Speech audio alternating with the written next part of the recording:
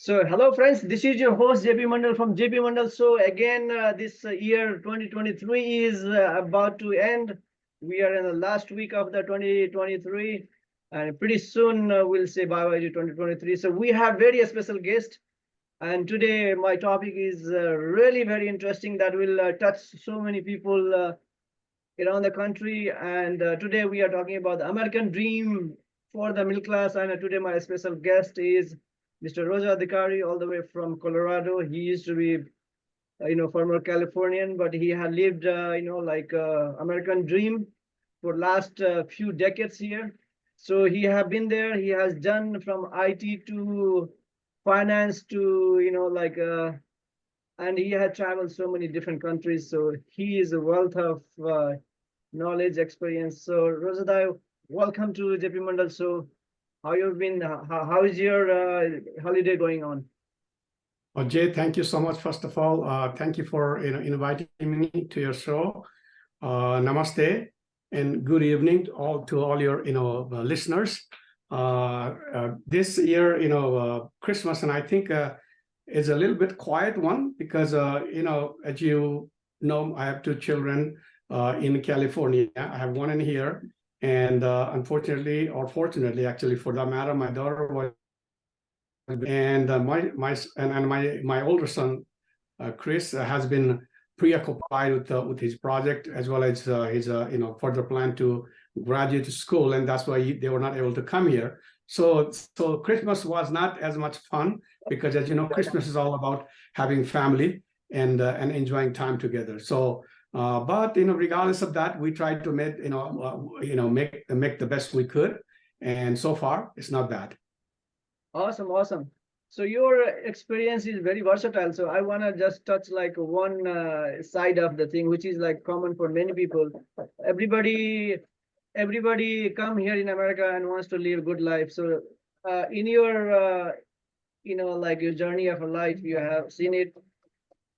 You have done it, everything. So my first question is, when you came to here, how is your experience about this American dream and where is right now? What is your take on that one? Okay. That's a very good question. Actually, that's very relevant to to the immigrant population from Nepal, as well as the other countries who come here seeking for the American dream.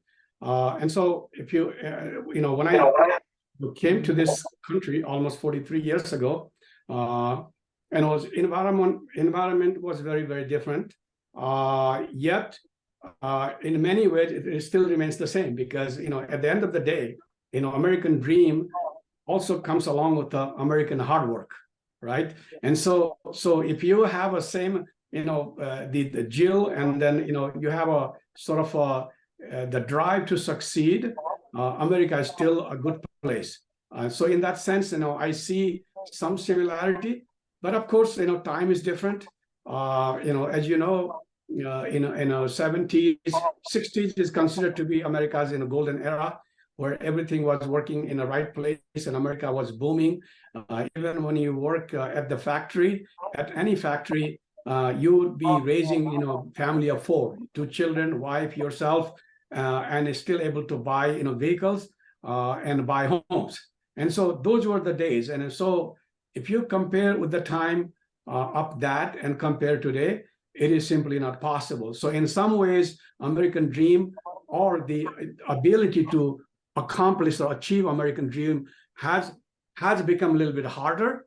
On the other hand, as I said, if you still have the same drive and Jill, you still can accomplish it.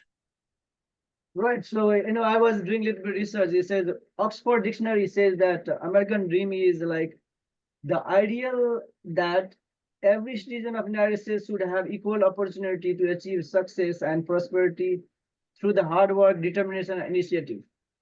So you see, there's a lot of people come in this American dream. It was started like 100 years ago. So many people before they came to America, for the better life, to avoid from persecution. But now you see that for different people, came for different reasons. Some people came here for study, and those already went to the middle class level, and they achieved that. You said like American dream right now is more associated with the owning the house ownership and sending your kids to the like good school and having retirement and all these things to kind of live a kind of life without running out of money. But you see right now, like last couple of years, the immigration you see in the south border, the millions of people have come here, leaving their country, selling their homes, selling their lands. And those people, I think, coming here again, they have this American dream. This, do you think, is American dream is right now? If you see the data, only 60% of people have the like home ownership, and the people are living paycheck to paycheck. So how the American dream can be achieved for all these people in America? Yeah, okay. So what you pointed out, is true. You have people coming into America through different routes. There are one coming in, through the plane, with some legal mechanism. Whether they are coming as a tourist and staying over, or they are coming as a student and staying over, and finding jobs and so forth and so on. At the same time, you also have people coming in from south of the border, and they are coming, like for the same reason for American dream, but their dream is different. Because see, thing is, we all have we all have a dream, right? And someone who has a like a very marketable skill, and he or she knows that, they can market their skill very well in America, no matter what route they come from, and the skill has a high demand, and that person is able to achieve the success of his own making quicker than the person who has a less sort of a skill set. So most of the people that come from the south of the border, and they come in through some unlawful like a venue. For them, it is American dream is very, very different. It's not owning home. It's not like owning car. It is all about coming here, finding a job, and saving some money, and sending some of the money to their family, and keeping some for themselves here. And so in that regard, even their dream, and when you compare their dream with their dream with where they come from, and and the background they come from, I think they are still achieving their dream. But when you say American dream essentially, meant to be, okay. And now, we probably, 3 decades later, the whole idea of American dream may be redefined, or have been, already, redefined. And that is, you have a one job in family, and then you raise a family of 4. You have some, like a slack time where you can go on a vacation, and you have a house, you have a dog, and you have like a little, like a, sort of backyard, have a barbecue. Those are, considered to be American dream, So, but now, when housing prices are more than 3 times or even 4 times in the last 4 decades, like since I came to this country, more than 4 times higher, it is more difficult to accomplish that, to achieve that. So when I say American dream, I only focus on that, which was defined earlier in 60s and 70s, which I just mentioned about owning home and a vehicle and so forth. And so that part of American dream, achieving that dream, has become harder, has become more, has become like a sort of a more, longer, meaning you have to jump a lot longer to achieve that goal. And it is simply, not possible for someone to have only one income, single income, working in a factory, to have accomplish the same American dream as they were doing in the 60s and 70s. So in that sense, American dream has gotten a little further, Right. For me, achieving American dream, I feel like you are kind of role model for me.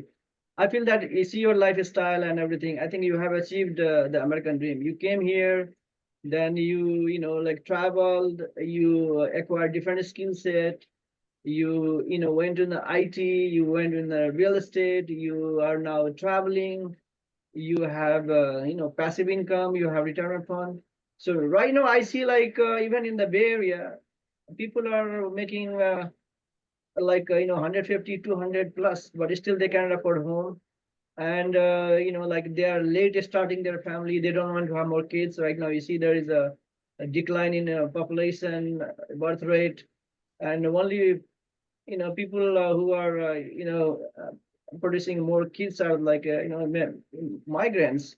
They want to have more kids, otherwise America's birth rate will go further down. And so that creates again you know problem in the consumer economy. And so you see in right now in China and Japan that like older people's population is higher and they don't consume, so their economy is also stagnant. So being also you are the student of economics and like you know working in a finance. So here, if you start all over again here, what will be your strategy to achieve the American dream as a middle class? Yeah. So here's the thing, and like for anyone, unless you are born rich, everything starts from accumulating a little bit asset or creating little asset. That's what you begin from, And so if you are someone, who has a say, low six-figure income, $100,000, $120,000, and then what you today, like if you had even $60,000, say 20, 30 years from now, you could easily buy homes. You could easily do what I did, or many people, in fact, have done more successfully than I have. And it could have been done with even like as little as 45, 50, even 60,000. I mean, up to $60,000, right? You could do it, but today it's a little bit more challenging. So what you do, right? So first, you have to create wealth. If you want to, accomplish American dream, there are a couple of things that you got to do. You got to build some knowledge. How in this market where prices are so high, medium price for the house in the Bay Area is what, 700,000? You are a realtor, you probably know this better. So it is more than 700. It's close to million. So now knowing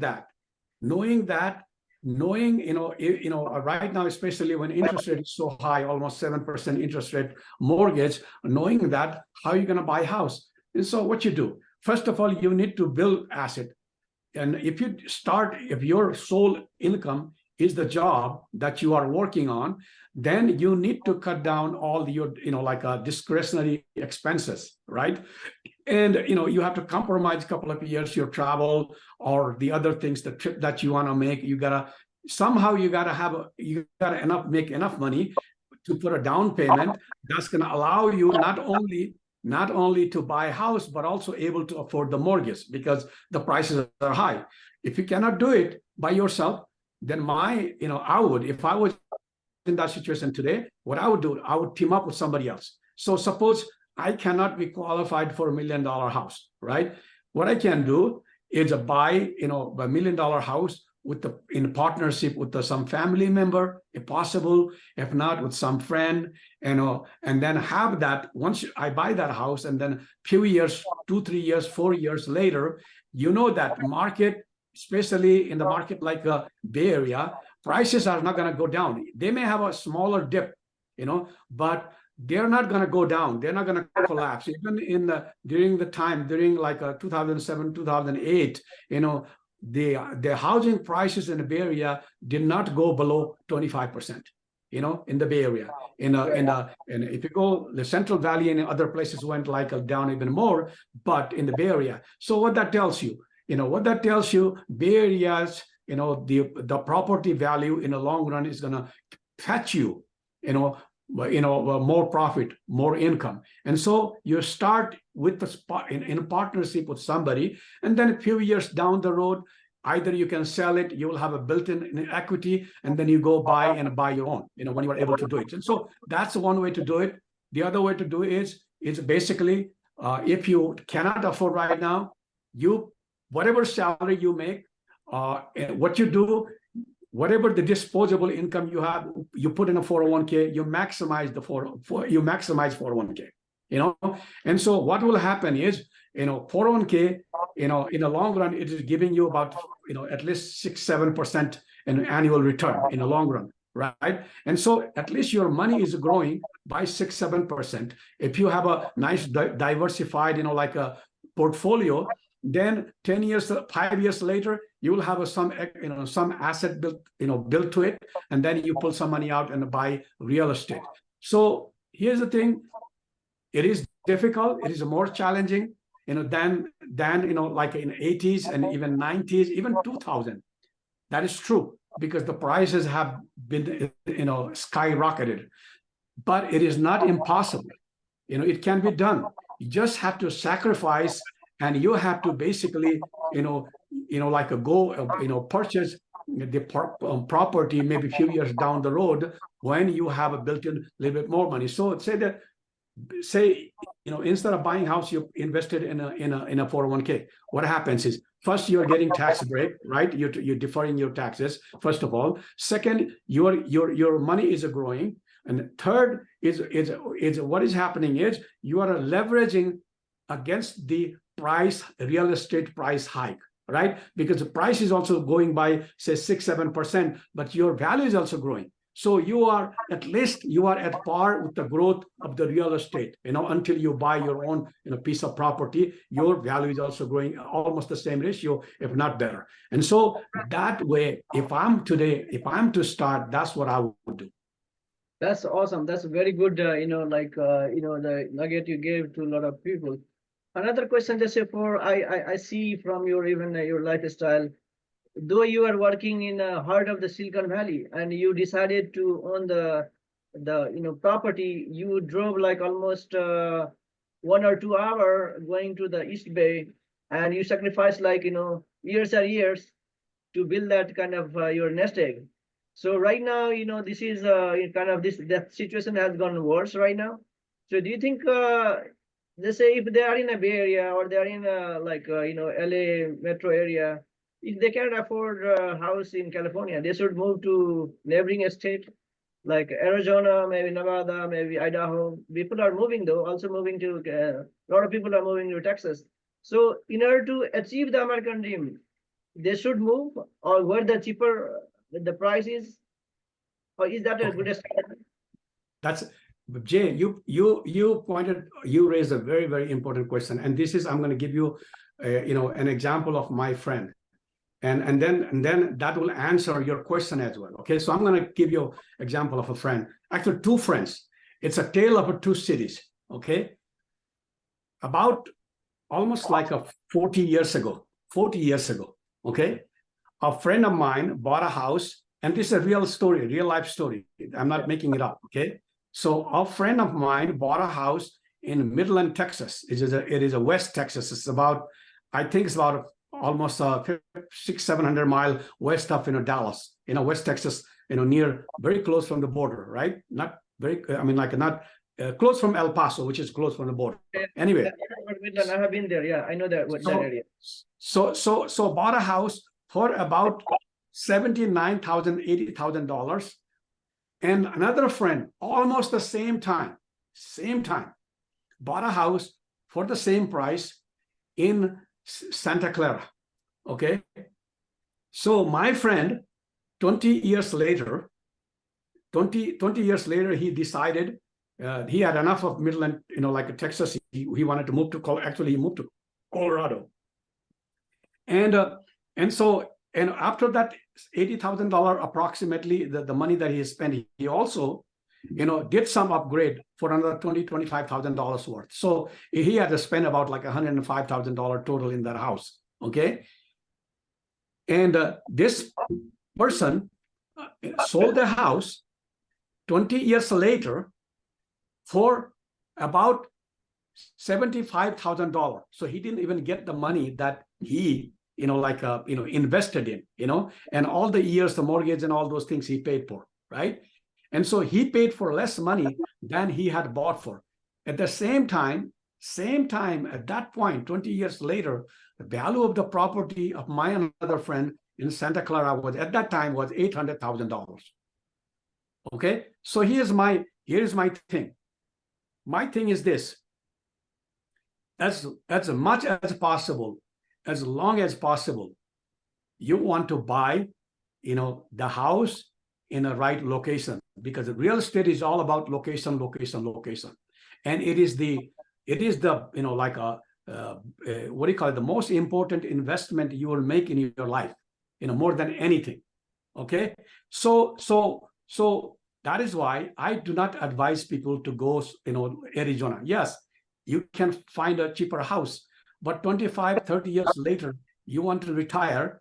Right now, the Arizona also has been fetching a little bit more return, but it's still nowhere close to the Bay Area, and then Texas, if you look at 10, 15 years growth rate, even in the peak, in the height, you look at the 10, 15 years time span, compare it, it is no more than 5%, 6% growth rate, So what happens is, yes, you can go there, you can enjoy your life, you will have your own house, but if you're looking at house, not only a place for you to raise your family and then live there, but as an investment, then it is not a right decision.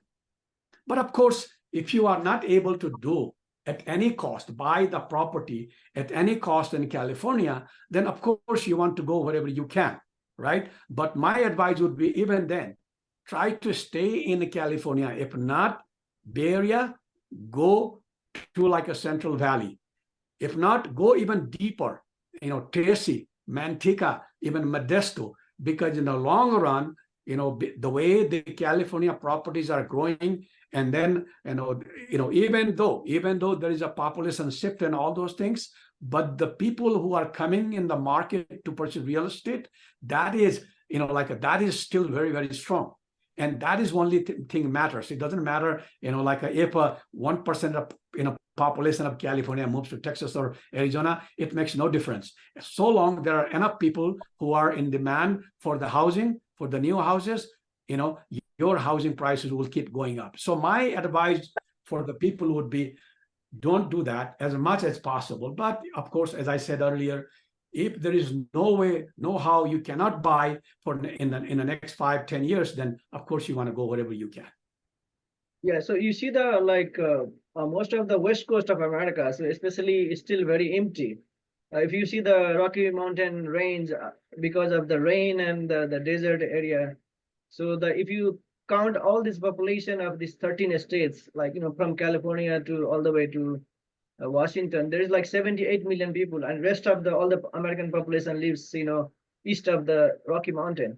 So you think maybe the American dream, again, it reminds me that, the very famous speech of the Dr. Martin Luther King. He said, what is the American dream? And he has very famous speech that, that I have a dream. I have a dream, of course. The American dream was, I can read from here, it says, we hold this truth to be self-evident that all men are created equal. So that time more was for the social justice. Right now it is happening more for the finance. Is that, or this is always problem with the very poor neighborhood versus rich neighborhood? Always there is a problem of the social justice and achieving the American dream. In many ways, these things are tied. When King was talking about American dream, he was more along in the line of social justice, because back then blacks were not treated equally.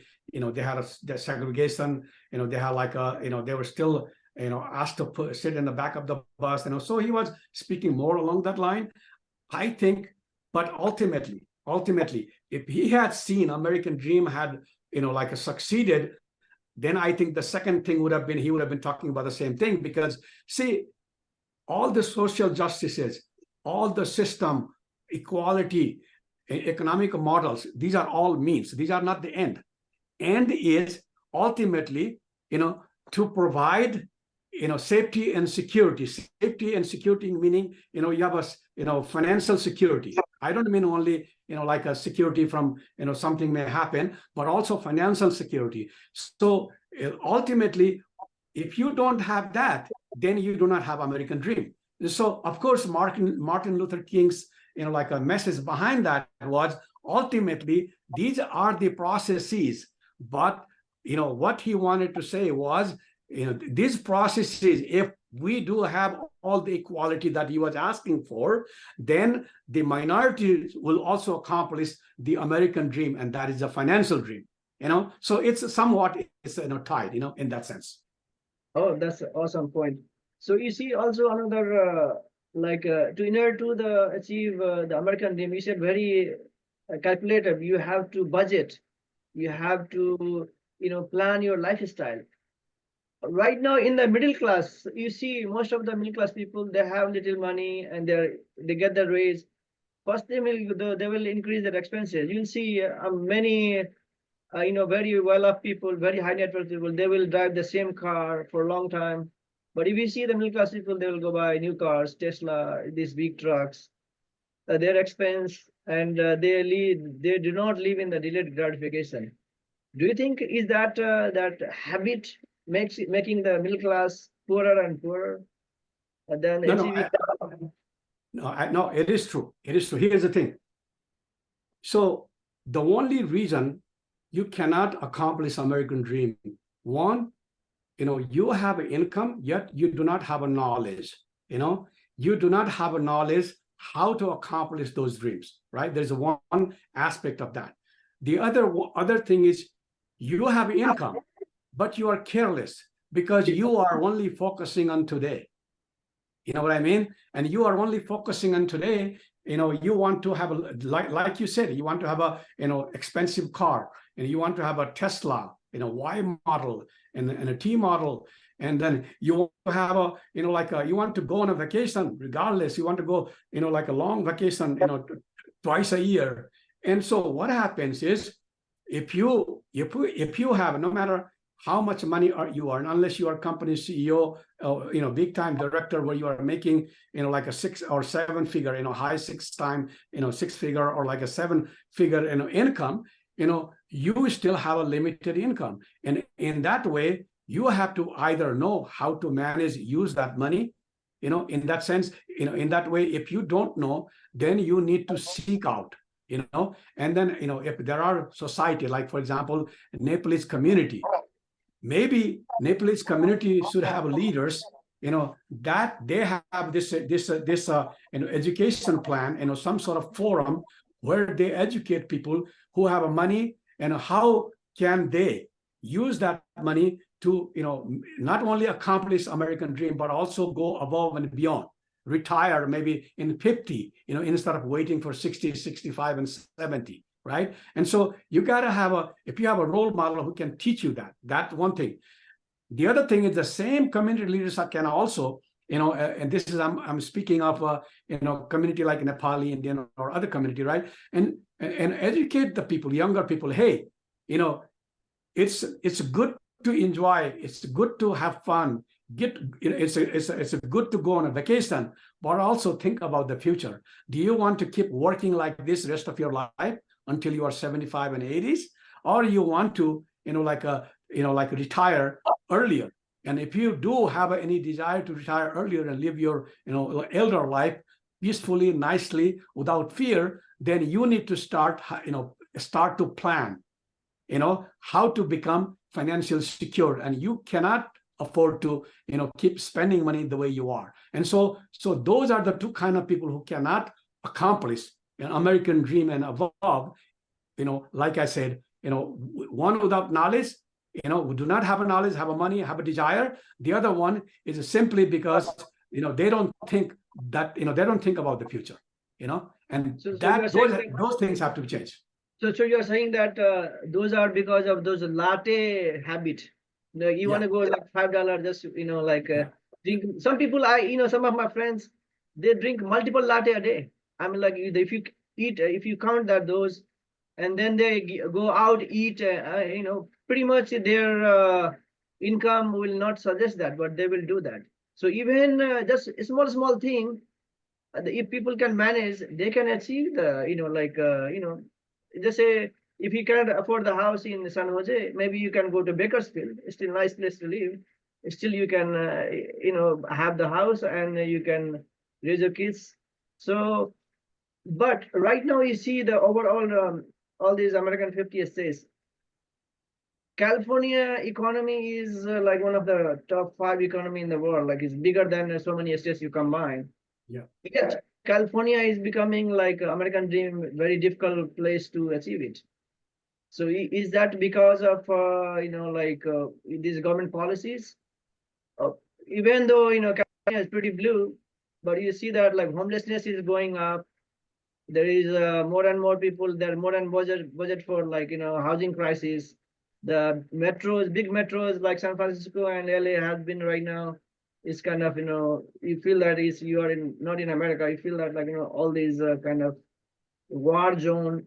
So is that America is reach its potential? It's going back, or what is your thoughts? Because you have seen all last few decades. Okay, so here's the thing. You have raised 3 questions here. One is a homeless problem. The other is affordability problem. Third is America is going down, right? So there's 3 different issues. So let me begin from from the housing, starting from housing, right? So as you know, in a marketplace, everything is a supply and demand. And so why housing prices going out, why people are being outbidden, from the market, not able to afford the house they grew in the neighborhood they grew up in, my children generation, that they grew up in a certain area, but now they cannot afford the house, and that they grew up, right? And so that is a very, purely economics. It's a supply and demand. What is happening is as a economy is growing, as you say, is the 5th largest economy. There's a good and bad.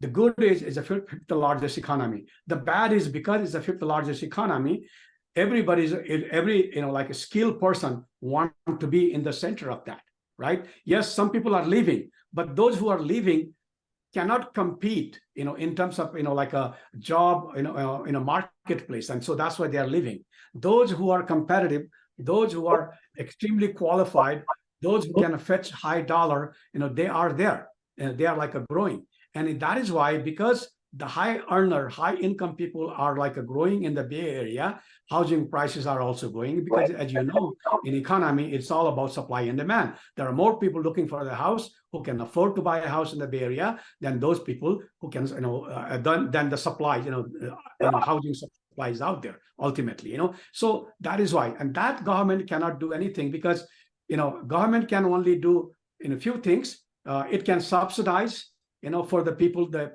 who do not have the income, but there are, if you look at government hot policy, you can buy a house for 3.5% down payment. I mean, what more can government do? But 3.5%, even if you pay, you may not be able to qualify, unless you make a high 6-figure salary, and that is the problem. So that's purely economics. Now let's come to your the homeless problem. Why there are more homeless in California. Honestly, I'm going to tell you, I have traveled almost 42 states in the US.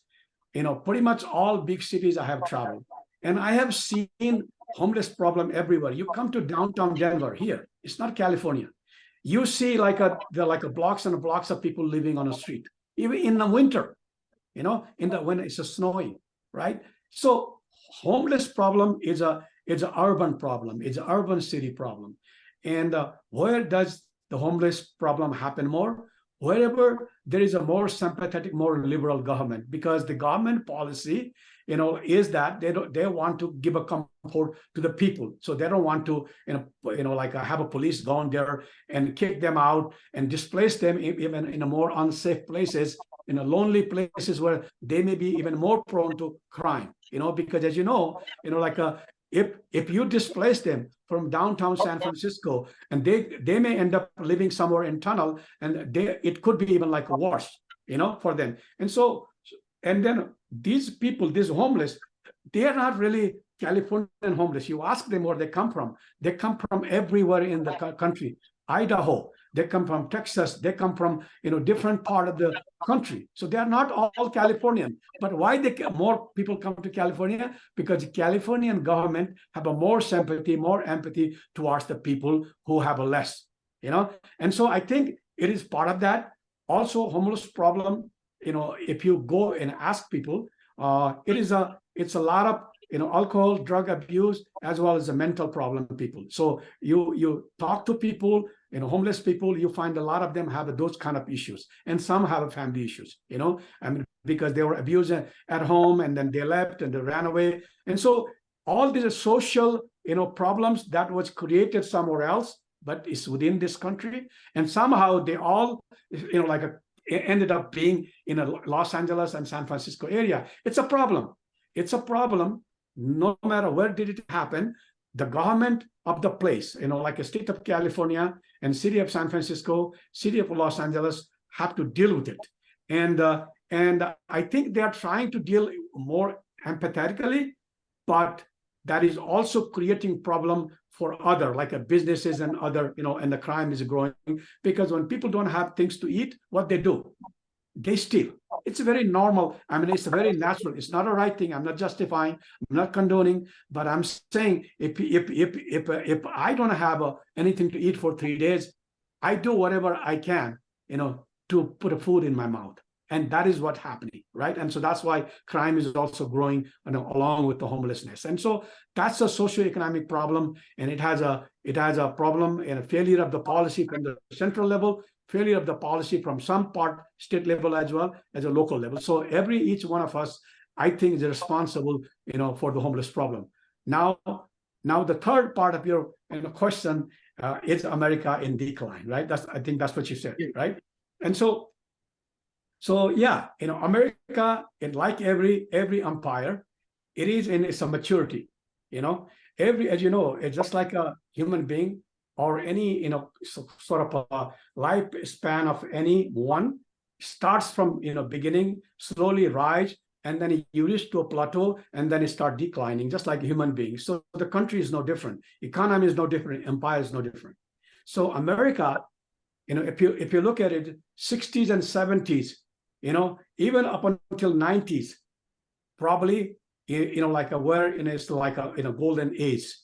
And now America is facing a lot of challenges. First of all, you know, there's a more economic competition. As you know, China, you know, has become America's biggest competitor, right? And then it's not only China. There are other countries are coming in a line. You have Brazil, you have like India, and you have like a, you know, even country used to have a single product and didn't have anything. Even they are competing at some level, you know, and that's Saudi Arabia, United Arab Emirates, you know. So there are a lot of countries coming in. So in that sense, we do not have the same market monopoly. I would say monopoly, because American conglomerates, you know, multinational companies, you know, they had a pretty much domination, you know, everywhere in the world, especially since the collapse of the Soviet Union, you know, in early 90s. And so that is now all of a sudden we have to share that. We have to share that pie with other countries. And so America is in that way decline, you know, I would say, is still, you know, probably compared to other countries, the most viable country in the world, still, you know, has some, you know, breath left, and probably it's going to keep going, you know, like strongly, even with the competition, still going to, you know, remain to be, you know, overall, and I'm not talking about GDP in per capita basis or in that, you know, regard, but I'm saying overall, still going to be very attractive and inviting country in terms of economy, but it is not going to be the same as the 60s and 70s, because there's other reason why America had done so phenomenally well in the 60s and 70s and even 80s and 90s, and that was, you know, and they had in the 60s, they, you know, sort of like a deal with the Middle Eastern, you know, like petroleum, you know, like producing countries, that they're going to trade the petrol with the dollar. And so what happened is, because now dollar became the must currency for everyone, whoever needs to have a petrol, demand for dollar went up, and so, and for us, it was just a matter of printing because it is our commodity. We could print as much as we wanted, right? And so we were printing that money because there was a demand for our money. And so what happened was that gave us the leverage, in a financial and economic sector that no other country ever had in history of the world, for that matter. That sort of uncanny, that sort of like a unsurpassed in economic power, strength. And so there's a lot of things happen, and then we had the transactional system we developed that also help us maintain that market control, and our currency keep growing and becoming more and more in demand. As a result, we were able to provide the luxury and provide all sort of benefits to the citizens of this country. And so that also played one of the major roles in the economic growth of this country. And so now what is happening is the other country, like a BRICS nations, as you know, there is an alliance of the countries called BRICS.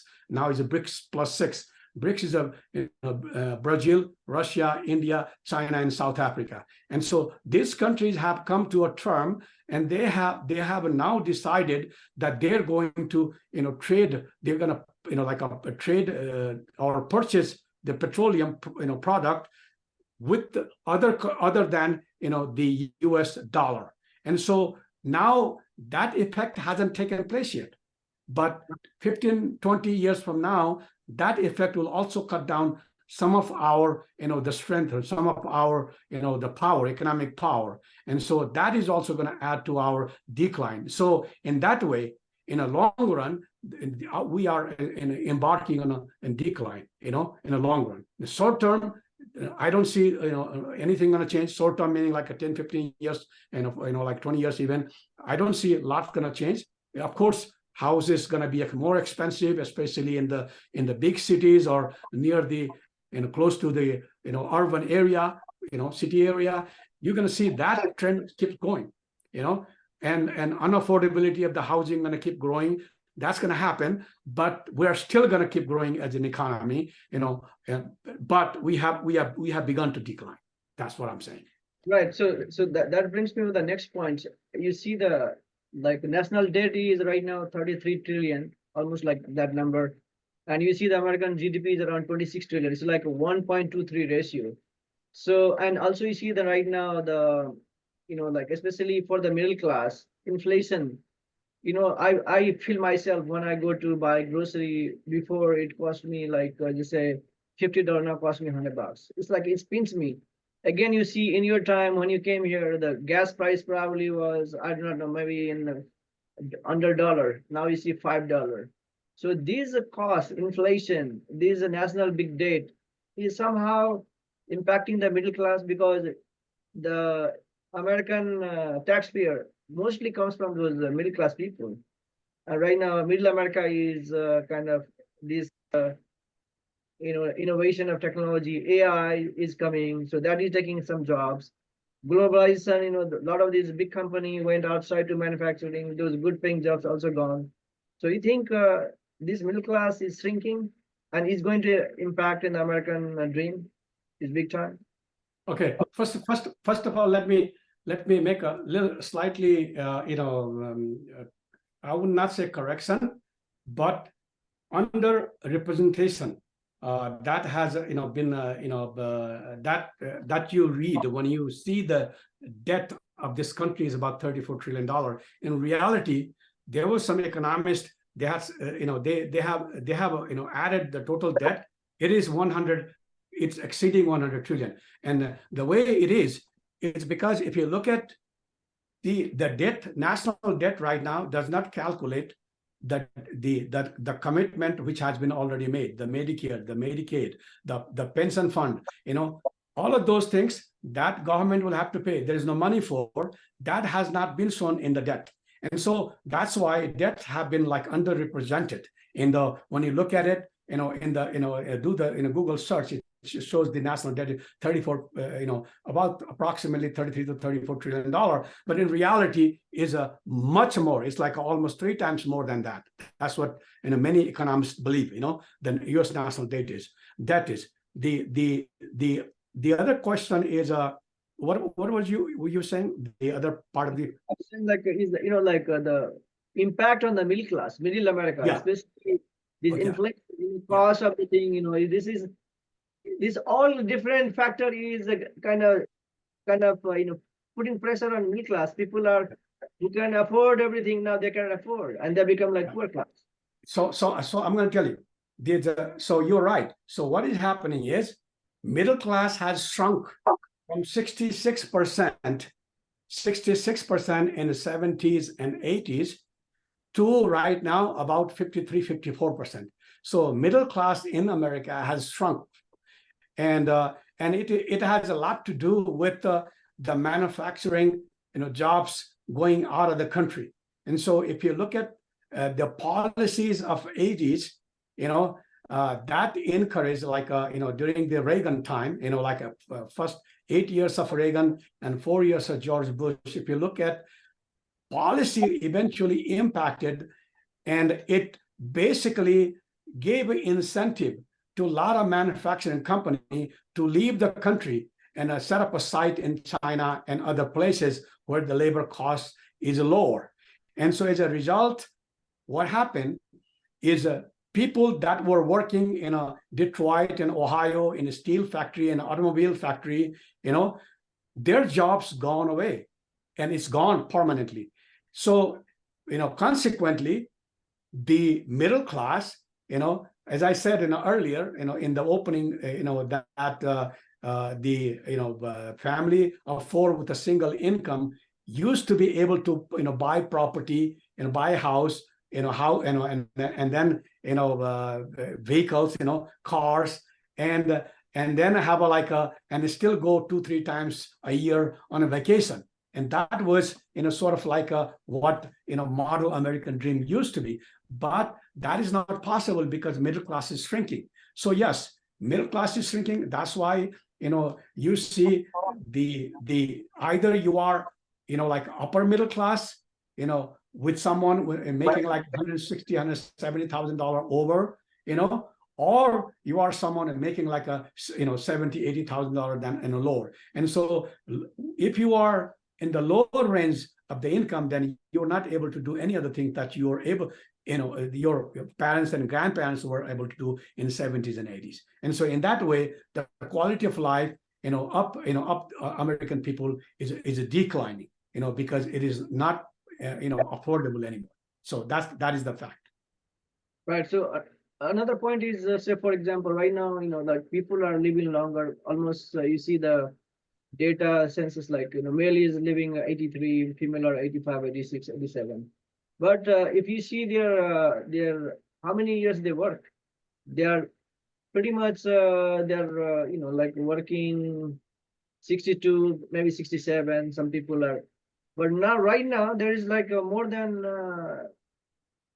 50%. A lot of middle class people, since they don't have enough money to invest in a asset, in the 401k, even in the stocks, or even in a property. So those people have to work till they die. Is that very sad reality? But it is, and I feel that there are many people like even in our community, they are just living for today, and like they don't have really retirement in a plan, or even if they are not disciplined to do that. So is there any solution in your view? Like, even right now, just if somebody is in 50s, because they still have, 1/3 of the life is left, how should they plan it? They should keep working longer, or lower the expense, or what should they do? Well, here's the thing. In our community, we have a very, mixed, what do you call it, population, right? There are some people who came young at their early age, like a young, like and you did and I did in our younger age. Even today, there are some people coming at their, like when they're young, right? They come here to go to school. And so they are fairly young. But then there are other people who are coming here through DV lottery process or family sponsorship and all. They're coming in their 50s and 60s. Okay, and so for them, they have no choice.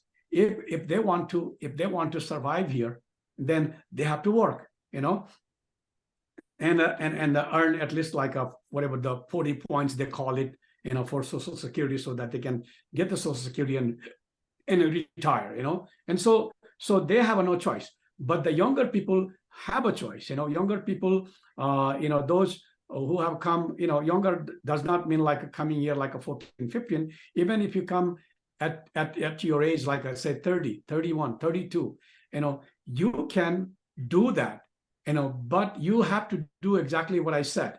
If your goal, if you're not a high earner, if your skill does not fetch you good salary, meaning high six-figure salary, it doesn't fetch you, then you have to start thinking, hey, 20 years, 30 years from now, if I want to have some sort of financial security, what should I do? And if you don't know, if that person have that understanding that I must be secured, but he or she does not know, then they can reach out to the community and find someone in the community who can help them, from the beginning. There's a time, it's called, TVM, time value of money. So the longer you invest the money, the more you're going to gain. Say if you put in 100,000, you put like a saved $50,000 right now and $50,000 today, you are 30 years old. If that money sits for next 30 years, even if you put in some mutual fund, some mixed, mutual fund or some index fund, most likely 30 years from now, that $50,000 will fetch you $600,000-$700,000. So that will give you security, but you have to start planning now. You cannot plan that 20 years later. So I tell people, from anywhere, from our community or community at large, American community at large, if you really want to have a financial security and you do not have a skill that's gonna bring you a lot of salary in a big six-figure salary, then you need to start planning now, and you need to save some money and then invest. If not, you do dollar cost averaging. Like for example, if you cannot put all, say you don't have $50,000 all same time or $20,000 all same time, what you do? Make sure every month you put a $300, like $1 worth of buy salary, stock. If you first, I would say, whatever money you have, put in the 401k or IRA. That is the best thing you can do, because that gives you tax break, as well as you can borrow money against it whenever you need to, especially 401k, right? You can do that. And so if you cannot do that, then invest money, called dollar cost averaging strategy. Every month, say, if I'm gonna be able to put only $300 aside, then I just put a $300 aside. If you did that, every year you have a $3,600 going your money. And then that money is growing.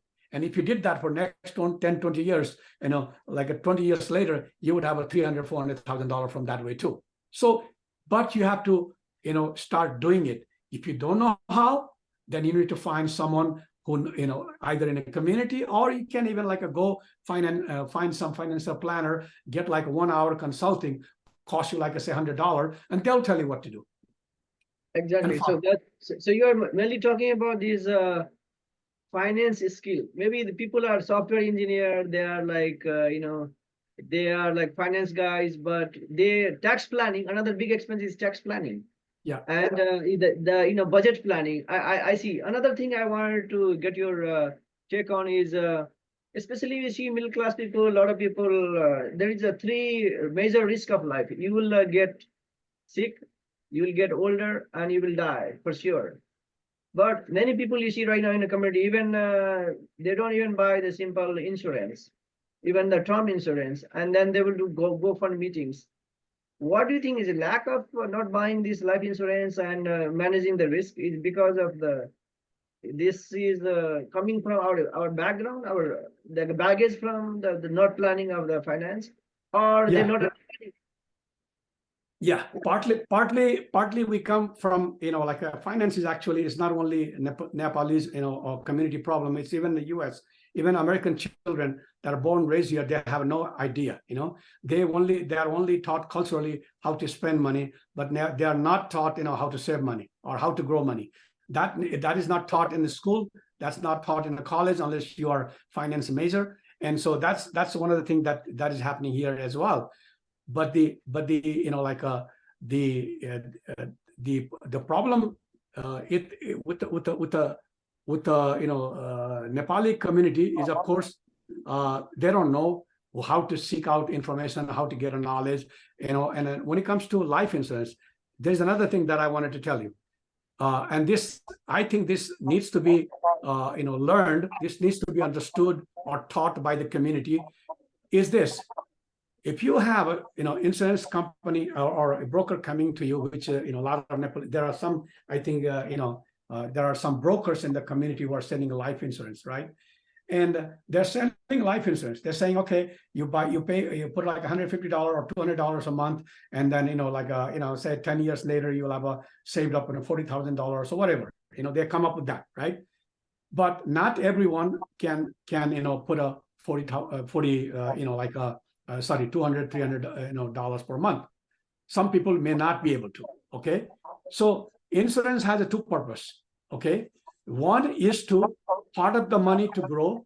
The other one is, which is like annuity, part of the money grow. So the other one is if something happens to you, your kid, your spouse, children, or whoever is in your family should have some security left as a result of your death if something happens to you, right? So there's a two part.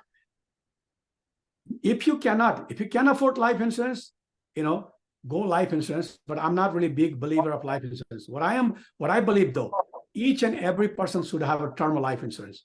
Term life insurance. So today, if you are 40 years old and you want to buy, say $500,000 term life insurance, it is going to cost you no more than $14 a month.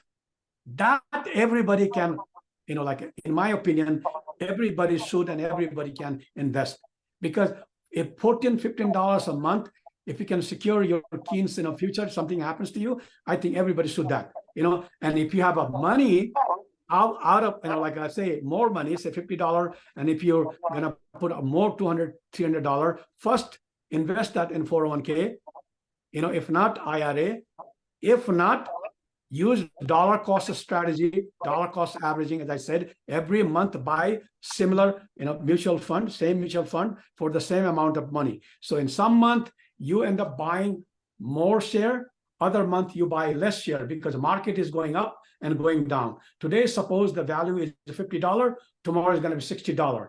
And day after tomorrow, it may be $55. So you're buying in $50, you're buying $65. So what's happening? Your money is like continuously growing, and you average dollar cost average comes out to be about 7%. And so your money will grow about 7% for next 10, 15 years. And so that is the best way to do if you cannot do it. But you must buy, my opinion, every person should buy term life insurance.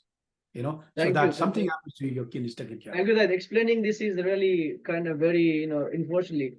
So now we are coming to the end of the, today. So I have this another question for the middle class dilemma. Like we come here, we want to work hard, we want to save money, invest money, send our kids to best school possible, live the best place. But one thing we are always have confusion. Because of our participation in the political process, you have, actively participated in the local politics and everything. So most of the immigrant, especially kind of, minority community, they go or they jump somewhere without doing homework. What are your thoughts? Like, because of the issue, most of the lawmakers, especially state level, the federal level, these are the same people. They're year after year, 10 years, 15 years, 20 years, like they are there. So there's no chance for newcomers. And especially since those old guards are there, they are already making those rules. Who is fighting for the middle class right now in America? Is that middle class voice is heard in all the state government level? What's your thought on that? Well, here's the thing. Certainly, it's not only in America. The democratic polity is as such. Once you are in a power, you are always stay in power. So your chance to maintain the power is a much more higher. The only time you have difficulty is winning first time. After first time, everything becomes easier. So that's called incumbency power. So it's not only in this country. It's India. It's Nepal. It's everywhere.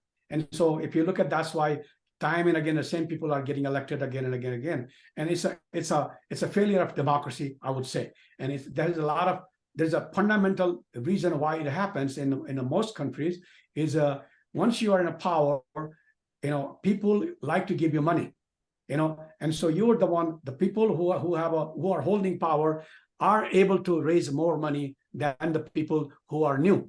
And so when you have no money, no name recognition, right? Because you have no money, you are a new person, you have not won election yet, meaning your name recognition is very, very low.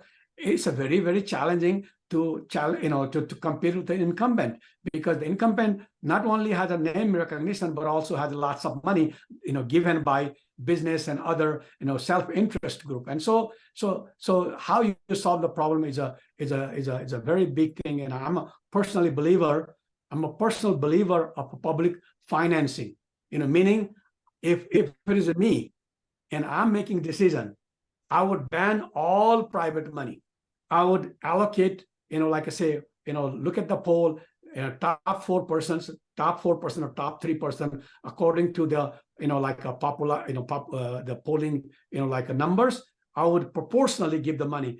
So suppose there are 3 people running, like I said, 7 people running, and 3% high person, they have a 40%, 30%, and another have a 30%, right? And you have 3 people, then I will give out money. I will create a fund for state level, and how much money should the public, give to that, to those 3 candidates. It will be 40%, 30%, 30%. And so if you did do that, then they have a very fair chance to compete, because if you look at 40% and 30%, there's not really that much big gap there in terms of money, right? Then all 3 of you will have to compete in a fair basis where you have equal chance to convince your voter.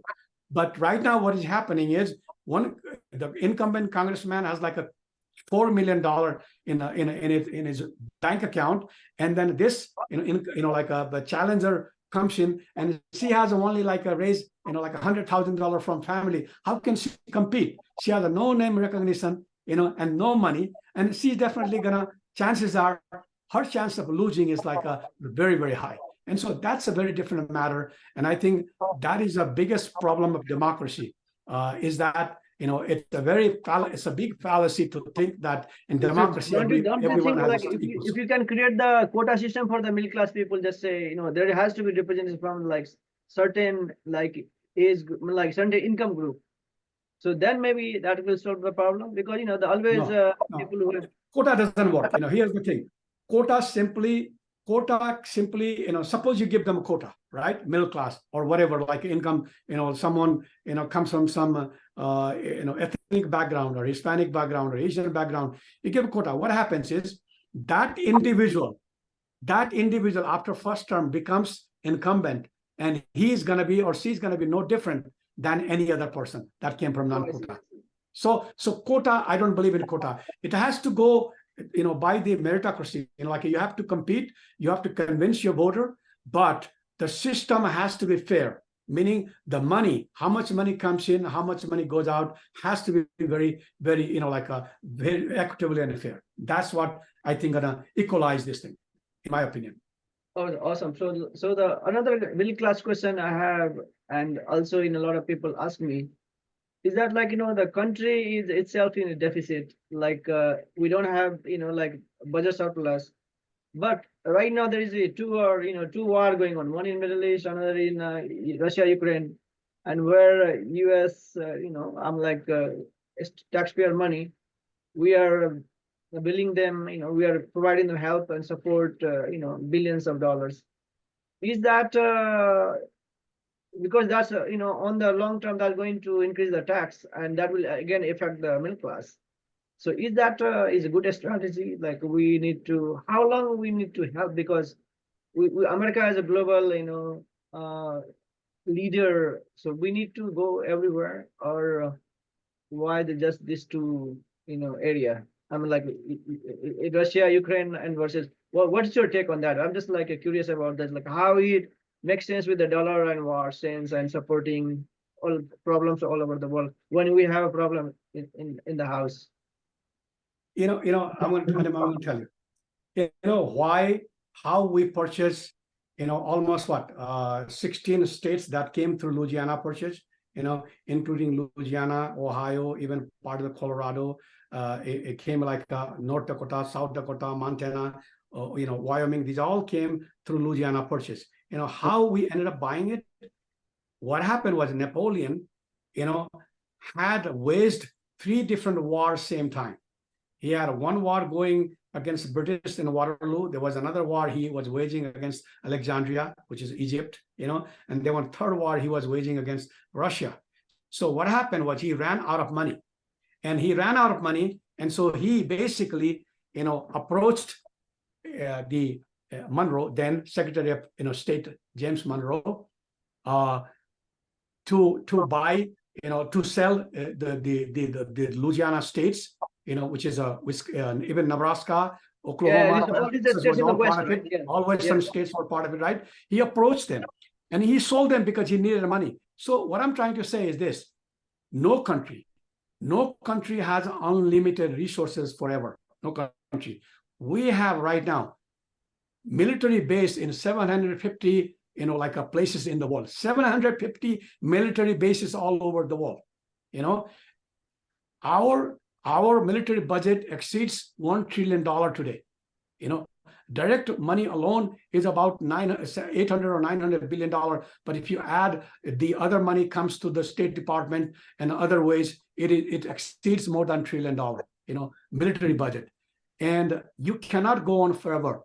And especially right now, what is happening, like you said, we have just recently, as 2 days ago, Yemen, basically, seized the, Israeli, cargo ship, in that strait that was coming, through the Red Sea, right? And why it happened? It happened because how, the Israelis invaded Gaza and how relentlessly, and they've been, basically, indiscriminately killing people, right? And so Arab people are mad. And now, some group of people, Hutu tribe, they decided that they're not going to keep quiet. They're going to do something about it. But again, that adds to our cost, because now we sent 2 fleets there so that we can fight against those rebels. And so what is happening in the more countries we are interfering, we are intervening, we are supporting directly, indirectly the wars, the proxy wars, like in Ukraine. Everybody knows it is the war is between US and Russia. I mean, let's not fool anybody. Everybody knows it, right? Yes, our boots are not on the ground, but our every dollar, every penny cents in that war is our money, taxpayers' money. And so it is our war, essentially. Okay. And so it is not sustainable forever. At some point, someone has to wake up and say, hey, we cannot do it. But why it is happening? It is happening for a lot of reasons, and there is some political reason. There is some economic reason, which is a complex they call military industrial complex. They want to, wage war so that they can sell more ammunitions, in 50s, in his farewell speech, Dwight D. Eisenhower warned Americans that the biggest fear, that we will have in the future is not from the external power, but the power of the military industrial complex.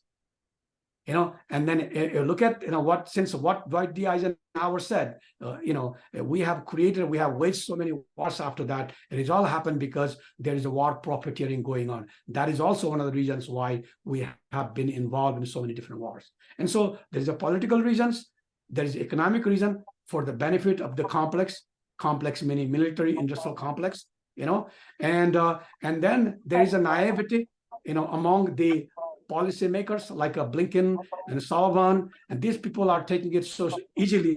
They thought, they're gonna, send money to Ukraine, and then, do the embargo against Russians, and they're gonna cave in, and then, 2 months later, Russians are gonna keep begging to us to end the war. But it didn't happen that way, right? I mean, it's almost done. Ukraine's war, Ukraine has already lost. It hasn't been declared. It's just only a matter of time. Ukraine has already lost the war. It's right now, same thing is happening in Gaza. Yes, there are more people dying every day. But if you look at from Israeli point of view, what is the goal of Israelis in Gaza? Goal of Israelis Gaza is to wipe out, Hamas. Isn't that right? But is that happening? Is that happening? Are they being able to kill Hamas? They haven't killed even one leader of Hamas yet, in almost 2 months war. But Israel has become a pariah nation. In the United Nations, there are almost 50, 60 countries voted. Not even one country beside the United States voted in support of Israel. Israel is becoming pariah. So we are really missing the point. So we have a lot of different reasons. And you have a naivety, policymakers, they have this gung-ho Yankee, mindset, thinking like we're gonna, give our, those shots, and then everybody's gonna succumb to our, power. It does not happen that way anymore because the world is changing. And so that's one part of it. The other part of it is of course, like I said, the economic reason they are doing it. And so there are a lot of different reasons, why we are involved in a different part of the country, from Taiwan to, Syria, to, the Ukraine, and to right now, Middle East, right? And so there's a reason for that. But I think in the long run, it's not going to be good for the country, good for the people here, because ultimately we are dwindling our resources, which we are not really growing anymore. And as the future comes, as I said earlier, the pie that we had a big jumbo, pie just for ourselves. Now the pie has shrunk.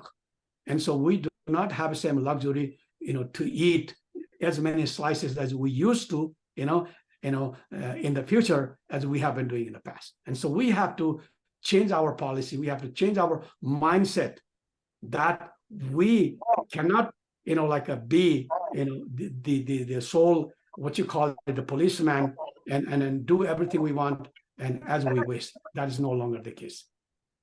Awesome.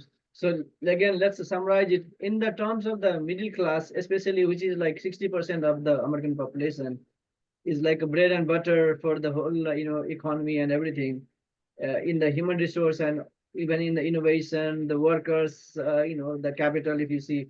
So you are saying that middle class has to learn how to budget, how to save, how to build good credit, how to invest, and in managing the skill of the money, especially just you're making $1.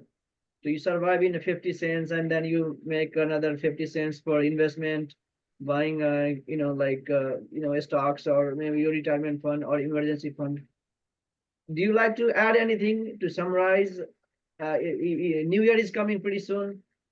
What do you see the bright side of in 2024? Inflation has gone down, interest rate is coming down.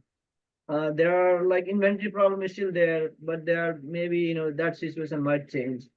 What's your, bright side of New Year message to my viewers, especially, lower middle class, upper middle class people?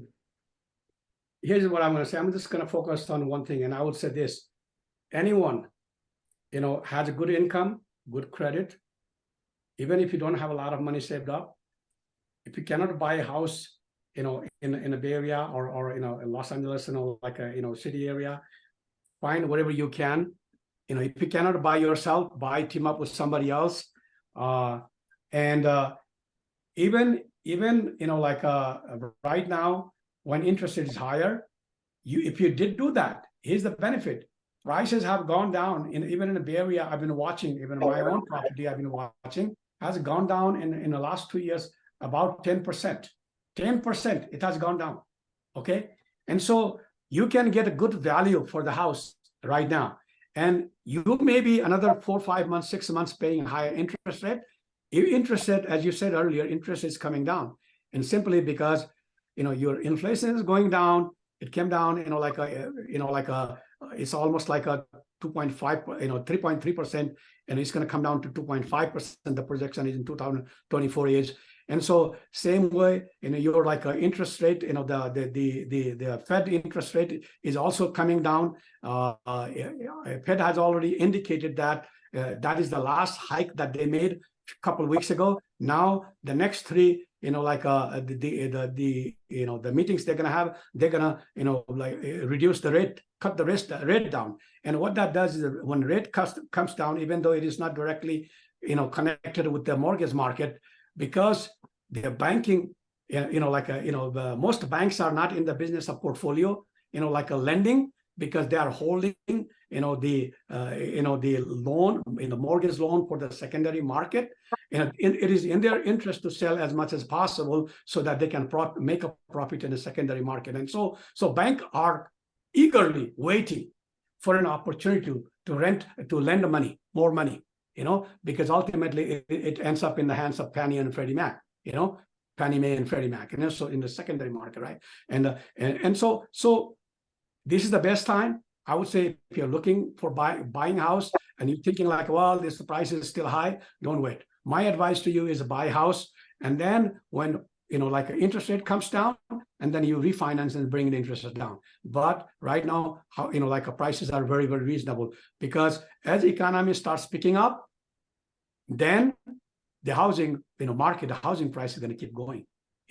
It's a very elementary, it's the supply and demand, because there is not really enough houses in the market, and there wouldn't be enough, there will be more people, more younger people coming and joining the market, to buy homes. And so price is going to go higher. And so my advice to anyone looking to buy a house, buy now, refinance later. You cannot buy alone, buy in a partnership. You cannot buy with the one person, buy with the two person, but buy, because you are building at least some equity. That's my advice. Yeah. So one more last question. Some pundits have, describing that President Biden has done a really good job lowering the, energy price, especially gas price, kind of taking us out of this COVID situation. Unemployment is still fairly low. So though all these good things, his rating is down. Do you think, do you have your insight? Sometimes you do good, your rating will be really low. It's like, presidential approval rating. Oh yeah, no. Here's the thing, people do not look at, any politician, especially president, from a single issue point of view. So yes, economy is one point of view, one point of view, right? But then there is like a foreign policy, like we just talked about, the U.S. involvement in Taiwan, to Syria, to Russia, to to Israel and Gaza. I think partly that is also drawing him down. Also because he has he had his personal problem, like his son's involvement, in I don't know whether it's true or not, but whatever it is, it does not look good. It looks bad that president's son, even though it was not done under his presidency, it was done when Obama was president, but somehow Republicans were successfully tag that with the, both Bidens, President Biden and his son so strongly, that is also, causing him some what do you call it, the people's, opinion. And so, whenever, you look at the poll, there is not a really single reason. There are a lot of different reasons why, people, do not like, or people, don't give a high rating to president, And so I think, in my opinion, despite economy being good, because of the other area, he's not doing a very good job, whether it's managing the propaganda, or whether it's managing not getting engaged, or getting too much engaged in the wars, that he's doing. I think it is costing him, the popularity, not just economy.